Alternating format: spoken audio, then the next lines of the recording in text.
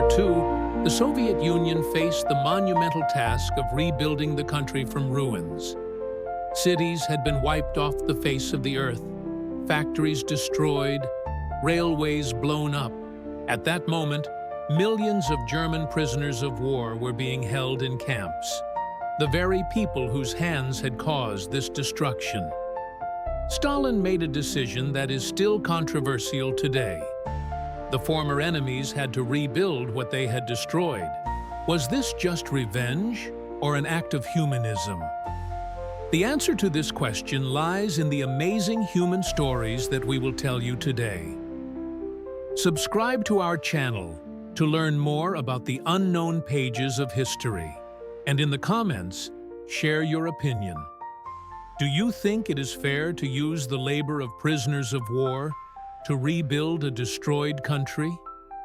Where is the line between retribution and humanity? May 1945. Europe lay in ruins. The Third Reich had collapsed, leaving behind a sea of destruction and millions of human tragedies. But while the war was over for the West, the Soviet Union faced an equally daunting task: rebuilding the country from the ashes. The scale of the destruction was staggering. 17,000 cities and towns had been wiped off the face of the earth. 70,000 villages had been reduced to ashes. 32,000 industrial enterprises lay in ruins. 65,000 kilometers of railway tracks had been destroyed. 27 million Soviet citizens died in this war. The leadership of the USSR faced a dilemma of fantastic complexity. On the one hand, the country was in dire need of workers. The demographic catastrophe of the war meant that there was a catastrophic shortage of the working-age population. On the other hand, millions of former Wehrmacht soldiers, the very people who had caused this destruction, were being held in prisoner-of-war camps. Joseph Vissarionovich Stalin made a decision that would determine the fate of hundreds of thousands of Germans for decades to come. Prisoners of war were to compensate for the damage caused by the war through their labor. This was not pure revenge. It was a pragmatic necessity dressed up as just retribution. The first echelons of German prisoners of war began to move deep into Soviet territory in the summer of 1945. These people had to rebuild what their army had destroyed. The paradox of history was that former enemies became the unwitting builders of the new Soviet reality. The question of whether this policy was an act of just retribution or a manifestation of humanism remains controversial to this day. Some researchers see it as a violation of international law and cruel exploitation. Others point out that after such destruction, any other country would have acted much more harshly. The truth, as always, lies somewhere in between. And to understand it, one must delve into the documents of that time, eyewitness accounts, and cold statistics. The history of the use of German prisoners of war in the post-war USSR is not only a story about politics and economics, but also about human destinies, about how former enemies learned to live and work side by side. This story begins with an understanding of the state of the Soviet Union after the end of the war, and the challenges facing a country that had lost a third of its national wealth. Before discussing what happened to German prisoners of war in the USSR, it is necessary to understand the legal context of the time. The Geneva Convention of 1929 on the treatment of prisoners of war was not signed by all countries. The USSR did not accede to it, which gave the Soviet leadership a certain freedom of action. However, this did not mean a complete legal vacuum. There were the Hague Conventions of 1899 and 1907, which also regulated the treatment of prisoners of war. According to these documents, prisoners could be used for work not directly related to military operations against their own country. The key moment was the decree of the State Defense Committee of August 6, 1944. This document prescribed the use of prisoner-of-war labor to rebuild the national economy destroyed by the war.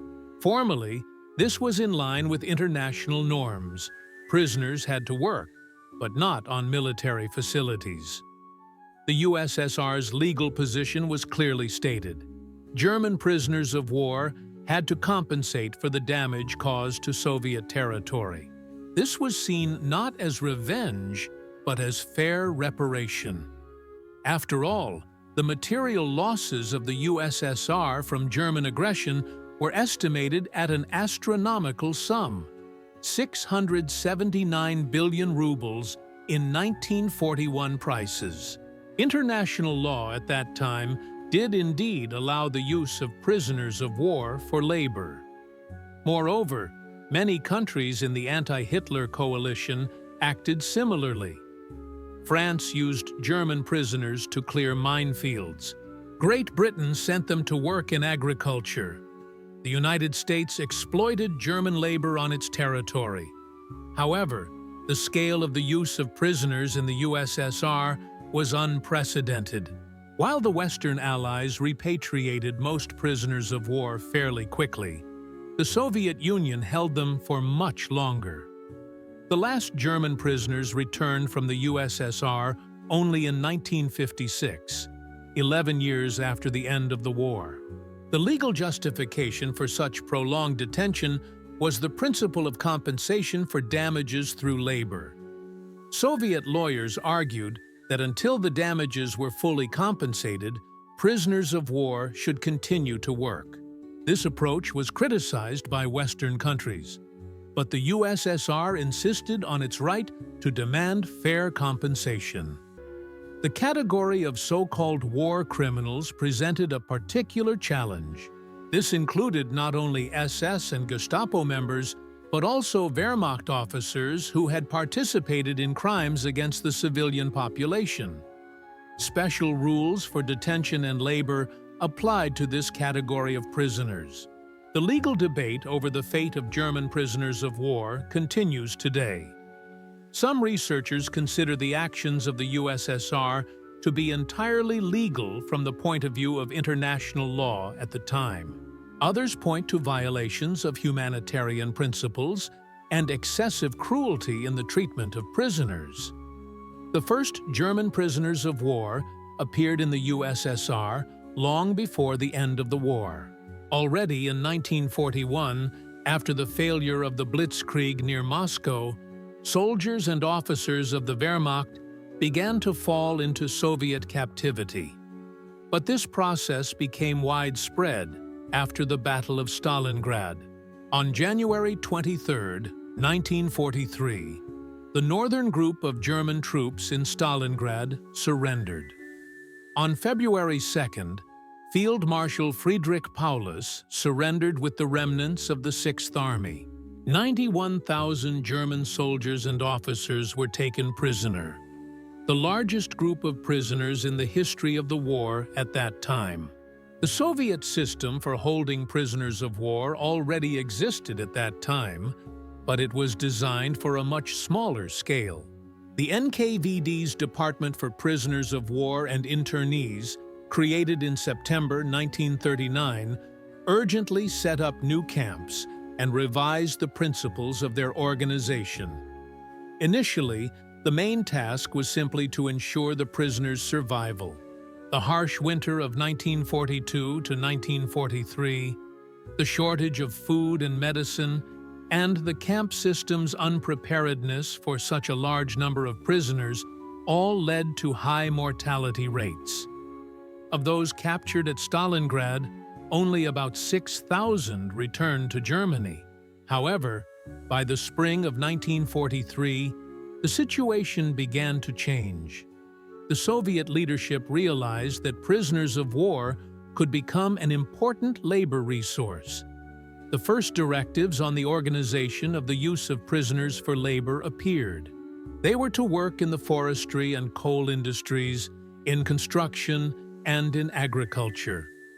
The quality of German prisoners of war differed significantly from prisoners of other nationalities. Among them were many skilled specialists, engineers, technicians, and masters of various professions. The Soviet authorities quickly realized this and began to create special technical battalions from German prisoners.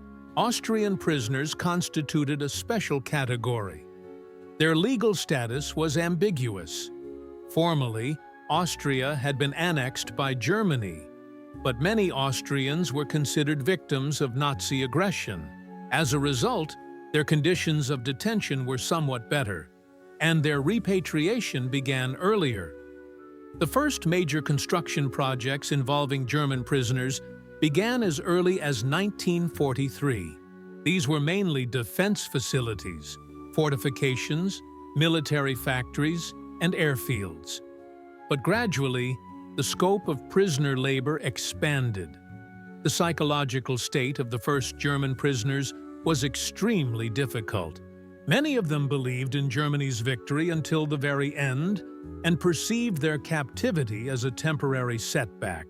The collapse of these illusions, the realization of the scale of the crimes of the Nazi regime, and the uncertainty of their own fate all created an atmosphere of despair and hopelessness. Soviet propaganda actively worked with German prisoners of war.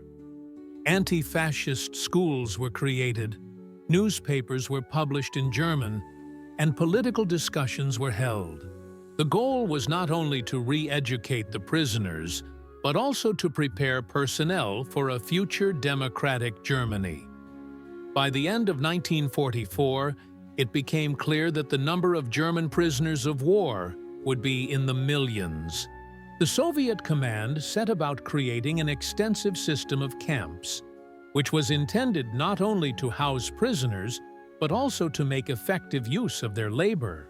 The NKVD's Department for Prisoners of War and Internees was reorganized and significantly expanded. It was headed by Lieutenant General Ivan Alexandrovich Petrov, an experienced Chekist who had previously been involved in organizing the Gulag. Under his leadership, a system was created that covered the entire territory of the Soviet Union. Camps for German prisoners of war were built according to a specific plan. They were located near large industrial facilities, construction sites, or in areas where minerals were mined. Each camp was designed to hold a certain number of prisoners, from several hundred to several thousand people. A typical camp consisted of an area fenced off with barbed wire, with living barracks, a dining hall, sanitary facilities, administrative buildings, and workshops. The barracks were built according to a standard design. Long wooden buildings with sleeping bunks and small windows. Heating was provided by potbelly stoves. The camps were guarded by NKVD troops. There were about 100 guards for every 1,000 prisoners. The regime was strict. Wake up at 6 a.m., roll call, breakfast, march to work, lunch break, continue working until evening, dinner, lights out at 10 p.m. The prisoners' food was regulated by special norms. The work ration was 600 grams of bread per day, plus cereals, vegetables, fats, and meat in limited quantities. The sick and those who did not work received smaller rations. These norms were modest, but in the conditions of post-war devastation, even Soviet citizens did not eat much better. Medical care in the camps was organized by the prisoners of war themselves. There were many doctors and medical workers among the Germans who set up camp hospitals and medical units. The Soviet authorities encouraged this, realizing that healthy prisoners worked more productively. Particular attention was paid to the qualifications of prisoners. Upon arrival at the camp, each prisoner of war underwent an interview to determine his professional skills, education, and knowledge of languages. Based on this information, work teams of various specializations were formed. Engineers and technicians were sent to special design bureaus that were set up at large industrial enterprises. Skilled workers became foremen and team leaders. Ordinary soldiers performed unskilled work: earthworks, loading and unloading, cleaning the territory. Discipline in the camps was maintained by harsh measures. Various punishments were imposed for violations, ranging from deprivation of tobacco and additional work to confinement in a punishment cell. Escapes were punished particularly severely. Although given the vast distances and language barrier, there were very few successful escapes. Gradually, an internal hierarchy developed in the camps. Barracks leaders, foremen, translators, and cultural organizers appeared.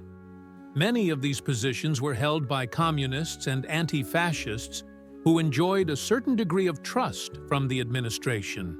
The conditions of detention and labor for German prisoners of war in the USSR varied considerably depending on the time, place, and nature of the work performed. In general, these conditions were harsh, but did not go beyond what was considered acceptable by the standards of the time. The working day for prisoners of war usually lasted 10 hours in summer and 8 hours in winter. They worked 6 days a week, with Sunday considered a day of rest. However, longer shifts were practiced at particularly important sites, especially during the post-war reconstruction period when every day counted. Work quotas for prisoners of war were set at 70 to 80% of those for Soviet workers. This was explained by the fact that the prisoners were weakened by war and captivity, as well as by the fact that they were not working of their own free will. Nevertheless, many German specialists showed high productivity. Prisoners of war were not paid wages in the usual sense, but there was a bonus system.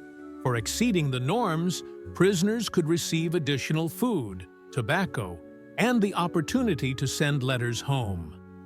The best workers were awarded certificates of honor and received certain privileges. Living conditions varied from quite tolerable to extremely harsh. In permanent camps, the barracks were equipped with bunks, tables, and benches. There were wash basins, baths, and laundries. In temporary facilities, prisoners could live in dugouts, tents, or hastily built temporary shelters. Conditions were particularly harsh at logging sites in the northern regions of the country. The harsh climate, heavy physical labor, and remoteness from medical care made these camps places of high mortality. Many German prisoners remained lying in the northern forests. Food was one of the most painful issues. Official standards provided for a sufficient number of calories, but in practice, the quality of food often left much to be desired. The diet consisted mainly of black bread, porridge, and vegetable soups. Meat was rarely given out, and in small quantities. Medical assistance was provided by camp medical units. Thanks to the large number of doctors among the prisoners of war, the level of medical care in many camps was quite high. Specialized hospitals were set up to treat tuberculosis, malnutrition, and injuries. Cultural life in the camps gradually improved. Amateur theater groups, choirs, and orchestras were created. Many talented German musicians and artists performed not only for prisoners, but also for Soviet workers. This helped to establish human contacts. Correspondence with the homeland was limited, but not completely prohibited. Prisoners of war could send short, standardized postcards home. Receiving letters from Germany was very rare, especially in the early post-war years when communications were disrupted. Religious life in the camps was not encouraged, but it was not strictly prohibited either. There were many priests among the prisoners who secretly conducted religious services. The Soviet authorities usually turned a blind eye to this. understanding that religion helped the prisoners endure the hardships of imprisonment. Disciplinary measures were strictly enforced, but in accordance with established rules. The most severe punishment was being sent to penal camps, where conditions were significantly worse. However, most prisoners of war tried not to violate the regime, understanding that this would only worsen their situation. The restoration of the Soviet Union after the war required grandiose construction projects. German prisoners of war became an important part of these efforts, participating in the creation of facilities that defined the face of the post-war USSR. Their hands built not only industrial enterprises, but entire cities. One of the first major projects involving German prisoners was the construction of the Dnieper hydroelectric power plant. The famous hydroelectric power plant was blown up by retreating Soviet troops in 1941 so that it would not fall into enemy hands. Now, the same hands that destroyed it had to rebuild it. Work on the Dnieper hydroelectric power plant began in 1944, when the front had not yet moved far to the west. German prisoners cleared debris, restored the dam, and installed turbines. Many of them were qualified specialists who knew a lot about hydraulic engineering and electrical engineering. German engineers were especially valued. Their knowledge and experience helped Soviet specialists solve technical problems faster. Mixed teams were created, where German and Soviet engineers worked side by side on the most complex technical tasks of restoration. The Moscow Canal became another grandiose project involving prisoners of war. This waterway, connecting the capital with the Volga, required constant repair and modernization. German prisoners participated in deepening the canal, building new locks, and strengthening the banks. The restoration of Stalingrad became a symbolic construction project. The city where the German army's backbone had been broken was to rise from the ruins by the hands of its former enemies. This irony of history did not escape the attention of both the Soviet leadership and the prisoners of war themselves. In Stalingrad, German prisoners built not only residential buildings and industrial facilities, but also memorial structures. The paradox was that they were erecting monuments to their own defeat. Many of them worked on these projects with particular zeal, seeking to atone for the destruction they had caused. The metallurgical industry became another important area of employment for prisoners of war. German specialists worked at the Magnitogorsk metallurgical plant, the Kuznetsk metallurgical plant, and enterprises in the Donbass region. Their knowledge helped to master new technologies more quickly. The construction of new cities in Siberia and the Far East also involved German prisoners. They built Komsomolsk on Amur, Magadan, and Norilsk.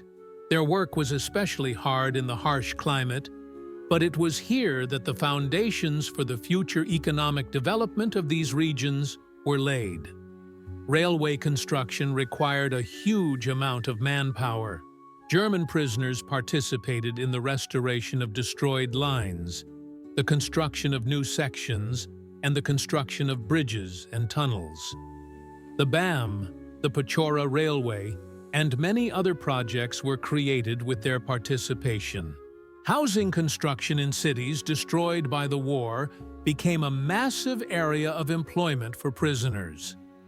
They built not only simple barracks, but also permanent residential buildings, public buildings, schools, and hospitals. Many of these buildings still stand today. Agriculture also actively used the labor of German prisoners of war. They participated in land reclamation, the construction of livestock complexes, and the creation of greenhouse farms. In the southern regions of the country, prisoners worked in the fields and on farms, helping to restore agriculture destroyed by the war. The Moscow Metro became one of the most famous projects in which German prisoners of war participated. The underground palaces of the Soviet capital were built by the hands of those who had recently sought to capture it. This historical irony did not escape any of the participants in the events. Work on the expansion of the Moscow Metro intensified immediately after the end of the war. The city needed new lines and stations for its growing population. Pre-war plans had to be not only restored, but also significantly expanded.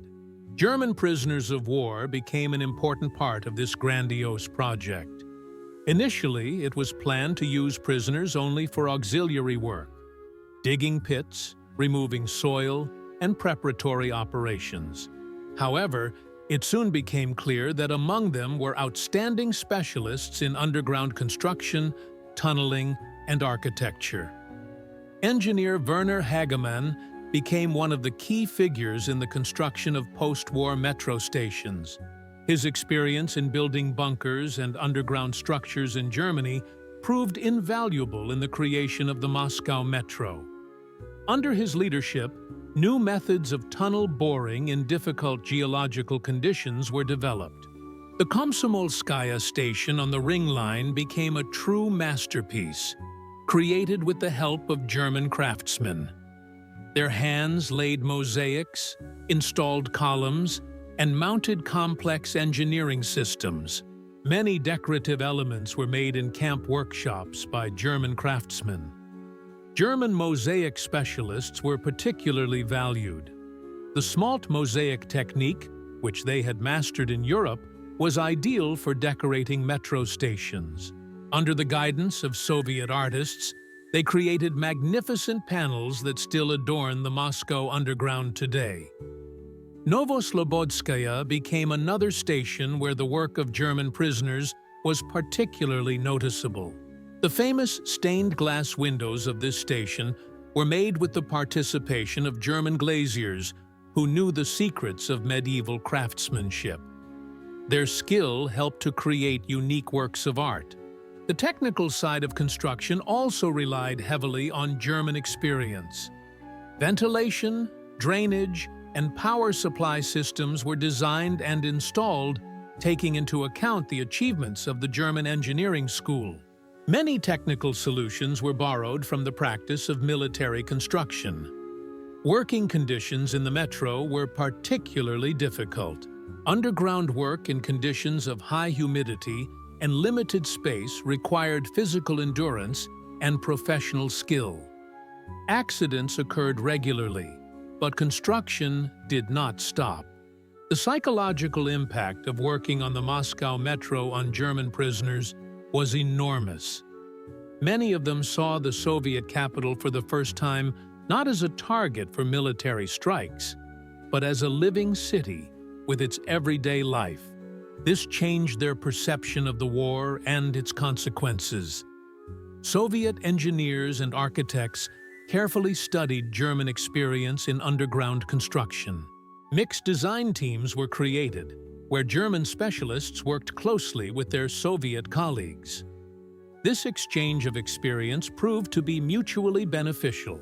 The completion of each new metro station was a special event for the German prisoners. They understood that they were participating in the creation of something great and beautiful. For many, it became a way to atone for their participation in a destructive war. By the end of the 1940s, a significant part of the Moscow Metro's Ring Line had been built with the participation of German prisoners of war. Their contribution to the creation of this marvel of engineering was recognized even by the Soviet leadership, although this was not publicly acknowledged. Stalingrad became a symbol not only of the USSR's military triumph, but also of post-war reconstruction.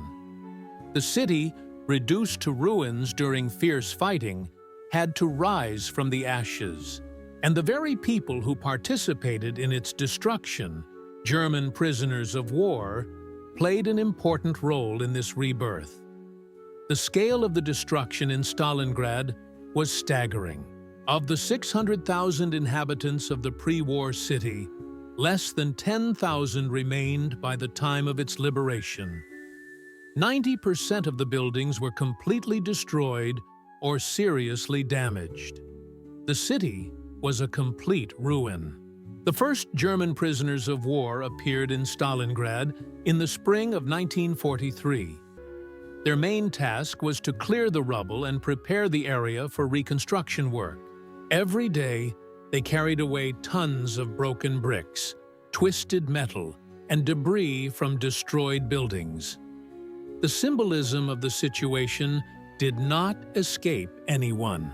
Those who had turned the city into ruins were now bringing it back to life with their own hands. Many German prisoners worked on the same streets where fierce battles had taken place 6 months earlier. This historical irony had a strong psychological impact. The restoration of housing became a priority. German prisoners built not only simple barracks for temporary accommodation, but also permanent residential buildings. Many of them were professional builders and brought their experience and skills to the work. Particular attention was paid to the restoration of industrial facilities. The Stalingrad tractor plant, the Krasny Oktyabr metallurgical plant, and other enterprises were to not only restore their pre-war capacity, but also exceed it. German specialists helped to master new technologies. Engineer Carl Schmidt oversaw the restoration of the city's water supply system. His knowledge of urban engineering helped create a more modern and efficient system than existed before the war. Under his leadership, new water supply networks were laid and pumping stations were built. The restoration of Mamayev Kurgan had special symbolic significance. The fiercest battles took place on this hill, where thousands of Soviet soldiers fell. German prisoners of war participated in the improvement of this place, not yet knowing that a magnificent memorial would be erected here. The cultural restoration of the city also required the participation of qualified specialists. Among the German prisoners were many architects, artists, and masters of decorative and applied arts. They participated in the restoration of theaters, museums, and libraries. The experience of German urban planners proved to be especially valuable. Stalingrad was rebuilt not simply as a copy of the pre-war city, but as a more modern and livable settlement. Wide avenues, green areas, and thoughtful planning were all created with the best achievements of global urban planning in mind. Relations between German prisoners and the residents of Stalingrad were not easy. On the one hand, people remembered the horrors of war and siege. On the other hand, they saw that their former enemies were working hard to rebuild the city. Gradually, hostility gave way to cautious acceptance. Medical care in the recovering city also could not do without the participation of German specialists. Among the prisoners were many doctors and nurses who helped treat both their fellow prisoners and Soviet citizens. By the end of the 1940s, Stalingrad had become a modern industrial center. The contribution of German prisoners of war to this transformation was significant, although officially it was preferred not to talk about it. Their labor became part of the great feat of rebuilding the country after the war. The industrial reconstruction of the USSR after the war required not only workers, but also highly qualified specialists. Among the German prisoners of war were many engineers, technicians, and highly skilled workers whose knowledge and experience became an important factor in the revival of Soviet industry. The metallurgical industry was one of the priority areas for reconstruction. The Magnitogorsk metallurgical plant, partially destroyed during the evacuation of equipment at the beginning of the war, needed not only new equipment, but also specialists capable of mastering it. German metallurgists brought with them knowledge of the most advanced technologies of the time. In the pre-war years, Germany was one of the leaders in the field of metallurgy, and its specialists possessed the secrets of producing high-quality steels and alloys. This knowledge now served to rebuild Soviet industry. Dr. Herbert Müller, former chief engineer of the Krupp factory, headed a group of German specialists at the Magnitogorsk plant.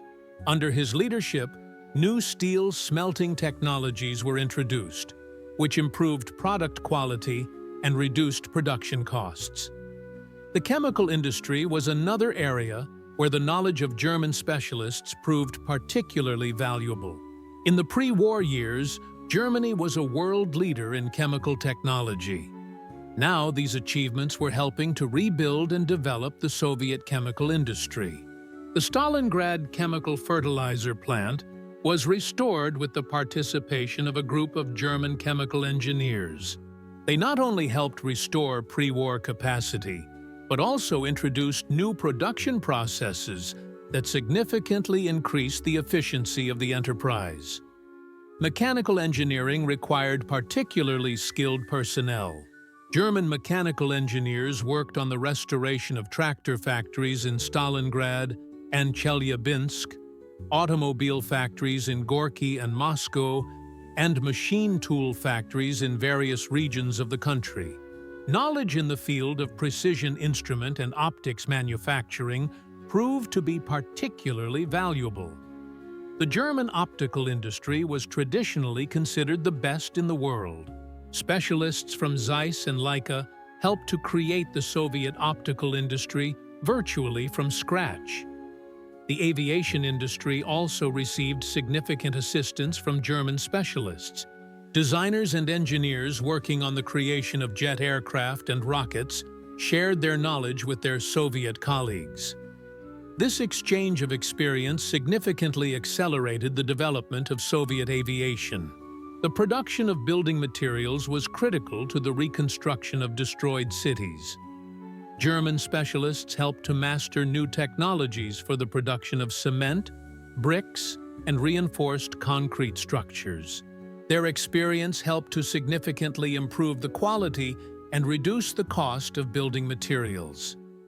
The textile industry, traditionally strong in Germany, also received a boost thanks to the knowledge of German specialists.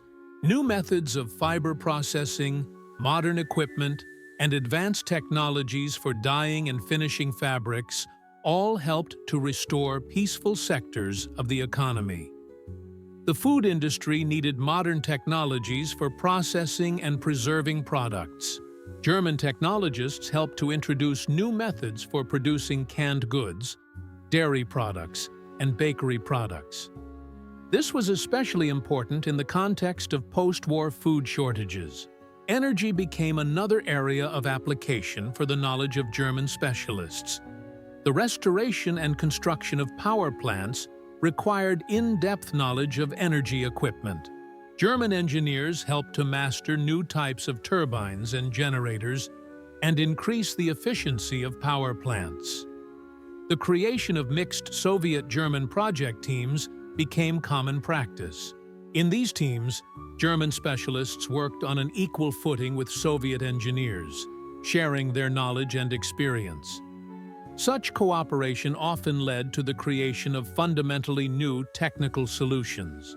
The restoration of cultural monuments and architectural structures became a special page in the history of the use of German prisoners of war.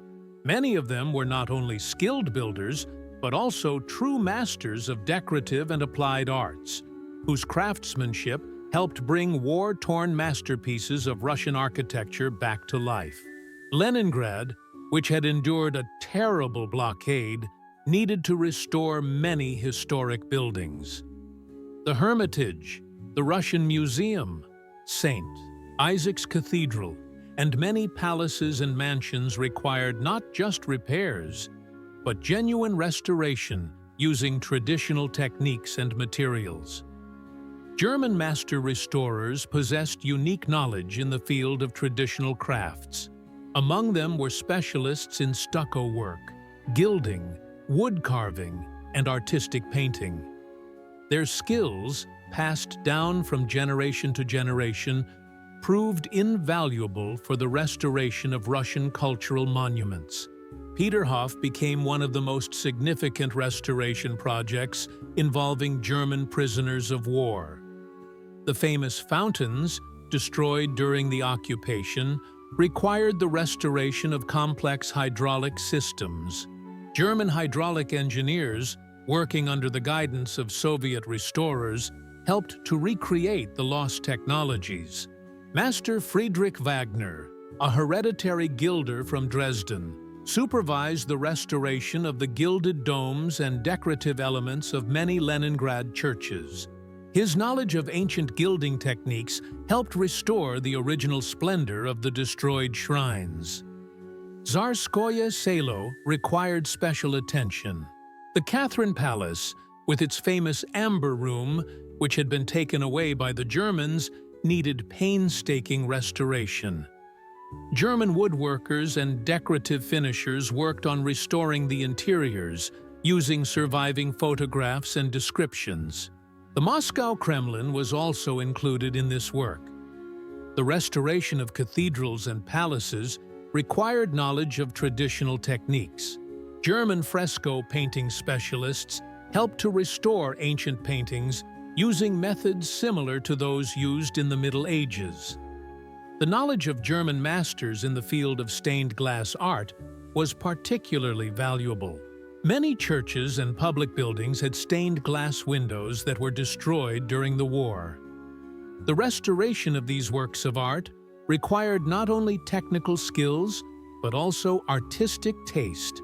The work of restoring cultural monuments had a profound psychological significance for German prisoners. Many of them came into contact with Russian culture for the first time, not as conquerors, but as creators. This changed their attitude towards Russia and the Russian people. Theater buildings required a special approach to restoration. The Bolshoi Theater in Moscow, the Mariinsky Theater in Leningrad, and many other cultural institutions needed restoration not only of their buildings, but also of their complex technical equipment. German acoustics experts helped restore the sound characteristics of concert halls. Their knowledge of architectural acoustics proved particularly valuable in the restoration of theater and concert venues.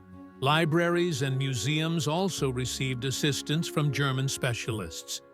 The restoration of books, paintings, and sculptures required in-depth knowledge in the field of conservation. Many German prisoners of war had an education in art history and museum studies.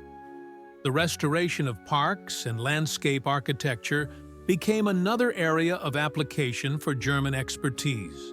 The traditions of European park art helped to recreate the destroyed ensembles of Peterhof, Tsarskoye Selo, and other historical sites.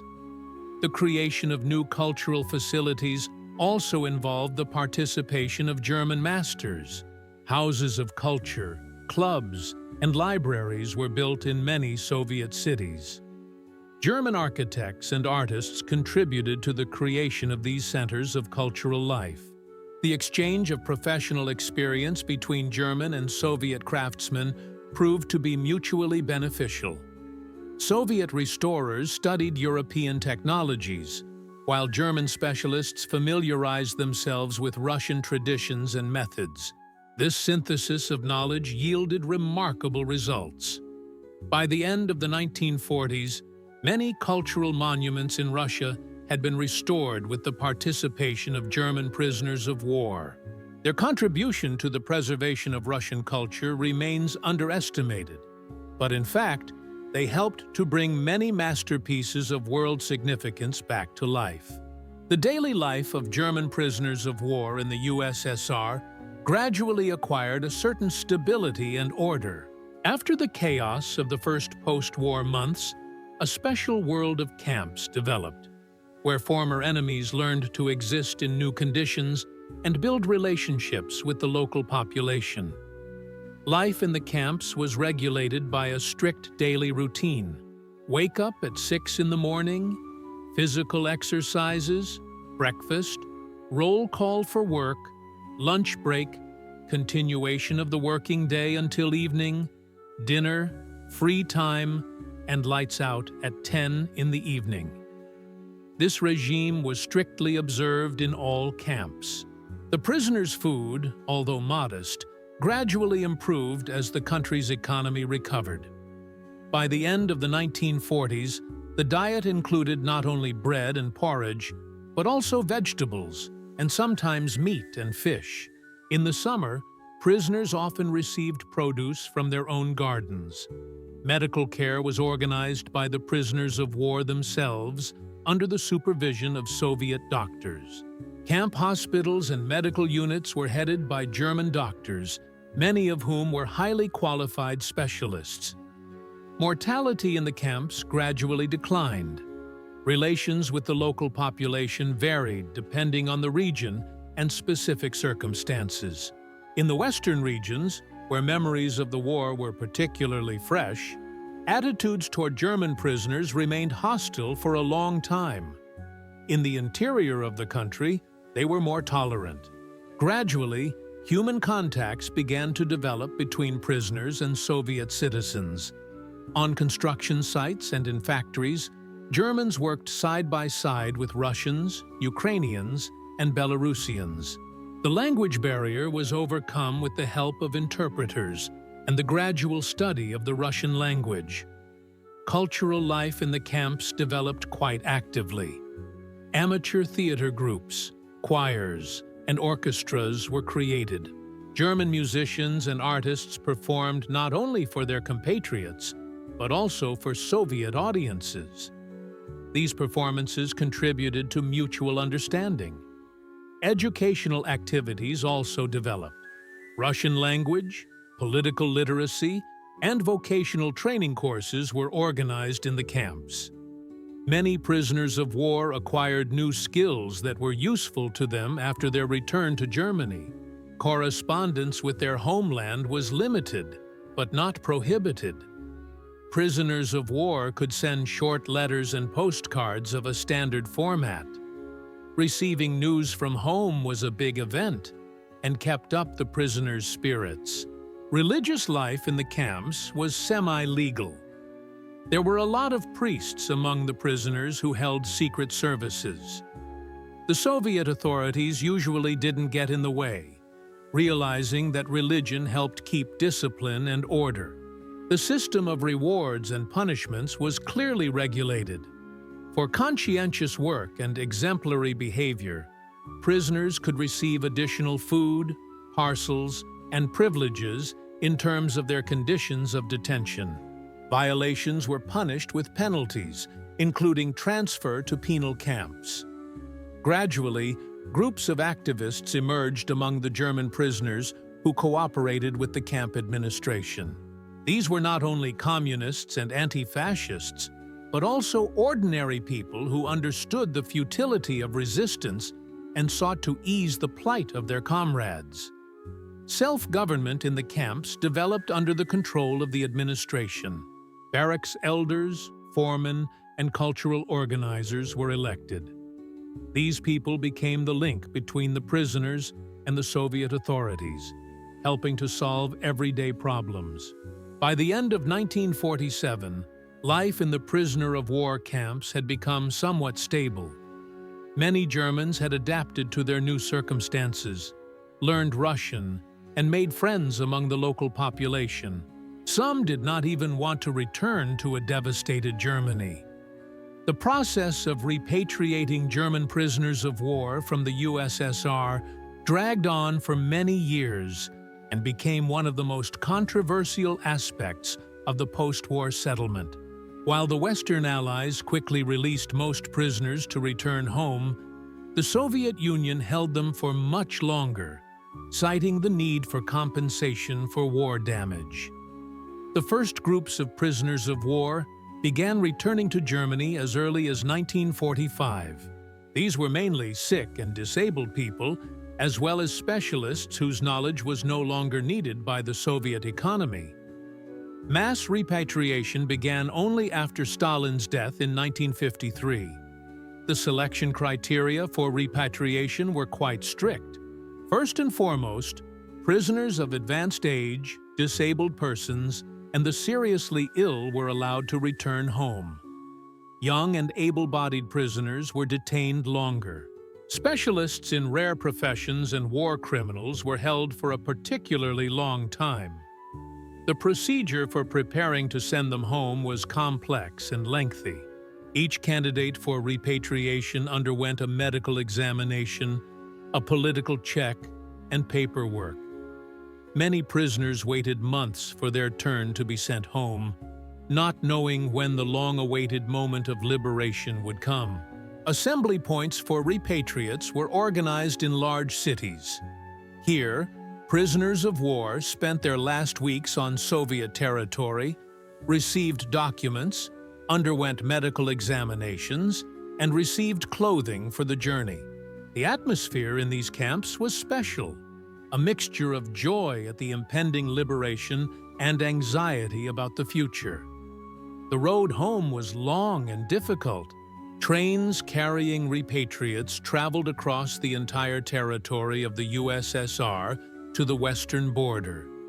The journey took several weeks. During this time, many prisoners saw for the last time the vast expanses of the country where they had spent several years of their lives. At the border, a solemn ceremony was held to transfer the prisoners. Soviet and German representatives signed protocols, checked lists, and handed over documents. For many prisoners of war, this was the most exciting moment of their years in captivity. The moment they regained their freedom. However, returning home was not always a joyful experience. Many repatriates found that their homes had been destroyed, their families had broken up or died, and their familiar world had disappeared. Germany in the 1950s was radically different from the country they had left a decade earlier. The adaptation of former prisoners of war to peaceful life was painful. Many of them had acquired new professions and skills in the USSR, but were not always able to apply them in their homeland. The psychological trauma of captivity also made itself felt for many years after their return. The attitude of German society towards former prisoners was ambiguous. On the one hand, they were welcomed as heroes who had survived the hardships of captivity. On the other hand, there was mistrust of those who had been in Soviet captivity for so long. Some were suspected of collaborating with the communists. Some former prisoners of war did indeed become activists in the communist movement.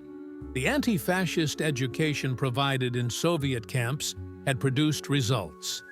Some repatriates joined the communist parties of the GDR and the FRG and held responsible positions in the new German states.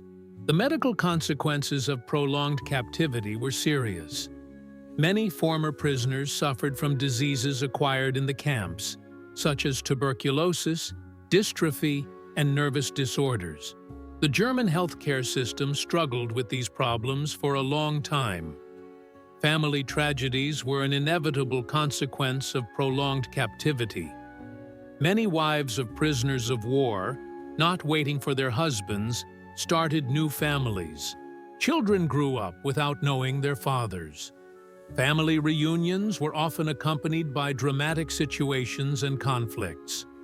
By 1956, the process of repatriating German prisoners of war from the USSR was largely complete. The last groups of prisoners returned home after Chancellor Adenauer's visit to Moscow. Their return was an important step towards normalizing Soviet-West German relations.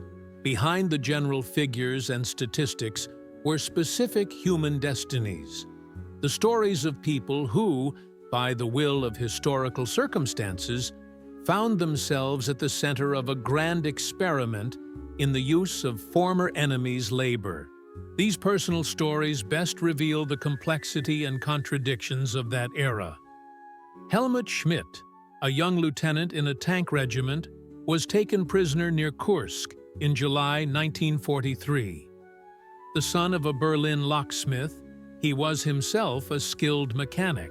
In Soviet captivity, he was sent to rebuild the Stalingrad tractor plant, where he worked as a machine repair foreman. During his years in captivity, Schmidt not only mastered the Russian language, but also befriended Soviet workers. His knowledge and conscientiousness quickly earned him the respect of his colleagues. When he was released in 1949, he did not want to leave the factory, where he felt needed and useful. Dr. Karl Müller, a military doctor from Munich, was captured in January 1945 in East Prussia. His medical knowledge proved invaluable in the camp hospital, where he saved hundreds of lives, not only of German prisoners, but also of Soviet citizens. Müller organized a real medical school in the camp, where he trained paramedics and nurses. His manuals on field surgery and infectious diseases were used in Soviet medical institutions for many years after his repatriation.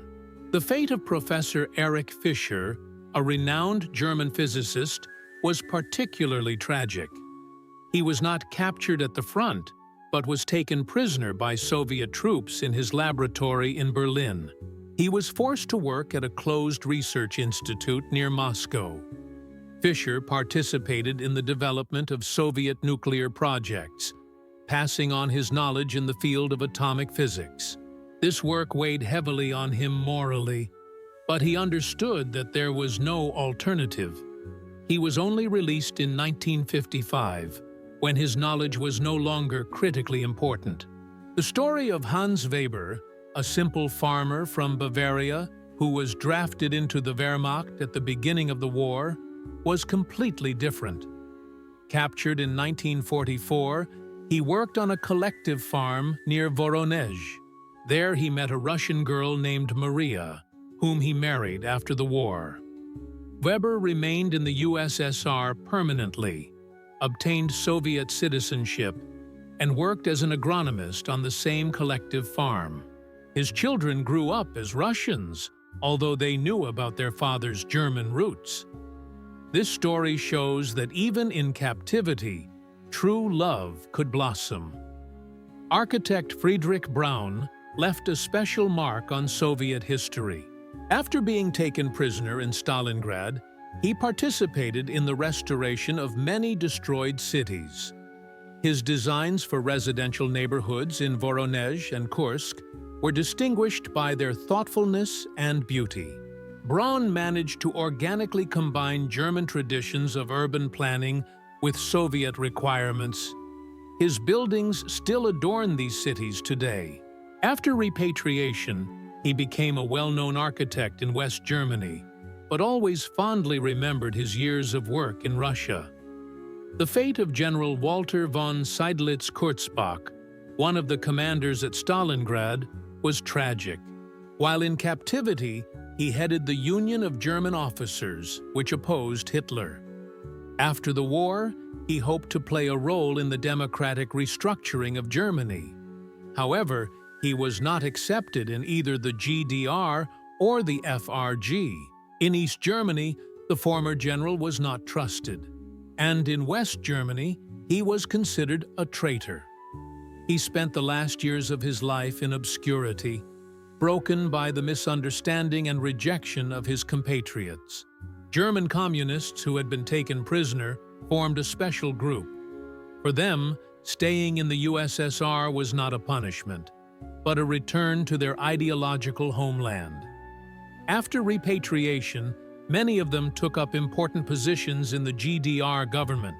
The fates of German women in Soviet captivity were particularly dramatic. Although there were few of them, each story is unique. Nurse Herta Schultz, who was captured in Königsberg, worked in a Soviet hospital and saved many lives. She was one of the first to be released in recognition of her merits. These human stories show that behind the statistics on the use of prisoner of war labor were real people with their fears, hopes, loves, and sufferings. Each fate was unique, but all of them became part of the greater story of post-war reconstruction. The international assessment of the use of German prisoners of war in the USSR was ambiguous and became the subject of heated debates that continue to this day. Western countries criticized the Soviet Union for holding prisoners for too long and violating their rights, while the Soviet side insisted on the legality of its actions.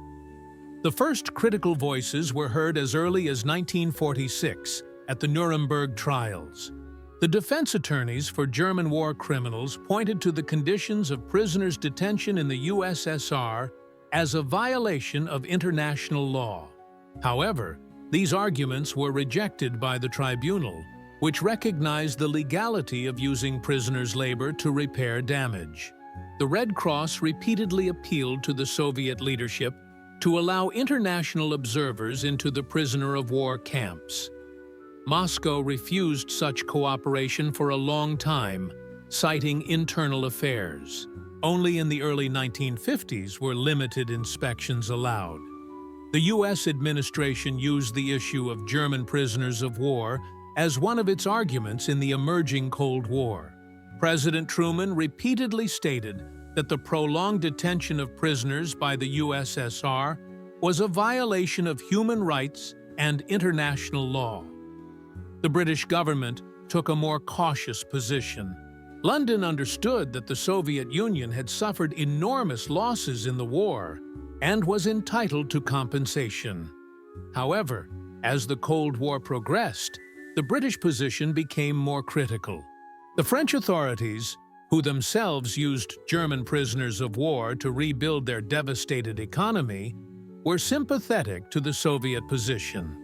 Paris did not join in the criticism of the USSR until it had finished using prisoners on its own territory. The creation of the Federal Republic of Germany in 1949 radically changed the international context of the problem. The Adenauer government made the return of prisoners from the USSR one of the priorities of its foreign policy. This became an important factor in the development of relations between Bonn and Moscow. Public opinion in Western countries was shaped by the stories of the first repatriates. Their testimonies about the harsh conditions of captivity, high mortality rates, and forced labor created a negative image of the USSR. Soviet propaganda was unable to effectively counter this campaign. The GDR's position on the issue of prisoners of war was ambiguous. On the one hand, the East German government could not openly criticize the USSR. On the other hand, it was interested in the return of skilled specialists to rebuild the economy. The Vatican also joined the campaign for the release of prisoners of war. Pope Pius XII repeatedly appealed to the Soviet leadership for mercy. The Catholic Church organized prayers for the prisoners and provided assistance to their families. International legal experts were divided in their assessment of Soviet actions. Some considered the prolonged detention of prisoners a violation of the Hague Conventions, while others pointed to the lack of a clear time frame in international law at the time. The USSR justified its position by referring to the unprecedented damage caused by German aggression. Soviet lawyers argued that the principle of compensation for damage through labor was universally recognized in international law. They also pointed to similar practices in other victorious countries. Stalin's death in 1953 led to a change in Soviet policy. The new leadership, seeking to improve relations with the West, began a process of mass repatriation. This was perceived by the international community as a positive step. Historians are also divided in their assessment of the use of German prisoners of war as labor. Western historians focused on human rights violations, while Soviet historians emphasized the justice of retribution for war crimes. Contemporary researchers strive for a more objective assessment of events. The final repatriation of German prisoners of war in 1956 was an important step in improving the international atmosphere. However, discussions about the legality of Soviet actions continue to this day, reflecting different approaches to understanding justice and international law. The historical significance of the use of German prisoners of war in the post-war USSR goes far beyond simple economic calculation. This episode in history raises fundamental questions about justice, retribution, human dignity, and the possibility of reconciliation between former enemies. From an economic point of view, the contribution of German prisoners of war to the reconstruction of the USSR was significant, but not decisive. Their labor helped to speed up the reconstruction work, but did not determine its success. The main role was played by the heroic labor of the Soviet people and their willingness to make sacrifices for the sake of rebuilding their homeland. The technological aspect proved to be more important. The knowledge and experience of German specialists helped Soviet industry master new technologies, improve product quality, and introduce advanced production methods. This technology transfer had long-term consequences for the development of the Soviet economy. The political significance of using prisoner-of-war labor was ambiguous. On the one hand, it demonstrated the strength and determination of the USSR to demand fair compensation for the damage caused. On the other hand, the prolonged detention of prisoners created a negative image of the country in the eyes of the international community. The moral aspect remains the most controversial.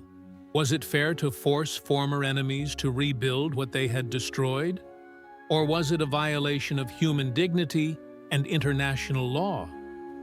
The answers to these questions depend on the historical context and the moral attitudes of the evaluator. The psychological effect on the prisoners of war themselves was complex and contradictory. Many of them underwent a profound transformation of consciousness, rethinking their role in the war and their attitude toward Russia. For some, the restoration work became a form of atonement. The impact on Soviet society was also significant. Many Soviet citizens had their first opportunity to get to know Germans not as enemies, but as ordinary people. This helped to overcome stereotypes and national hostility. The international consequences were long-lasting. The issue of prisoners of war became one of the factors that determined the nature of the USSR's relations with Western countries in the early period of the Cold War. It also influenced the formation of international humanitarian law. From the point of view of the development of international law, the Soviet experience became an important precedent. It demonstrated the need for clearer regulation of the status of prisoners of war, the definition of time limits for their detention, and the establishment of international control over the observance of their rights. A modern assessment of these events must take into account the historical context of the era. The world of 1945 was radically different from today's world. Concepts of human rights, international law, and humanity were different. What seems unacceptable today was perceived as the norm at that time. The lessons of this history remain relevant today. They remind us that even just retribution must have reasonable limits, that human dignity must be preserved even in relation to former enemies, that true reconciliation is only possible on the basis of mutual respect and understanding. The memory of German prisoners of war in Russia is preserved in numerous memorials and burial sites. Thousands of people whose fates were intertwined with the history of our country are buried in German cemeteries in Russian cities. This memory serves as a reminder of the complexity of historical processes. Scientific research on this topic continues in both Russia and Germany.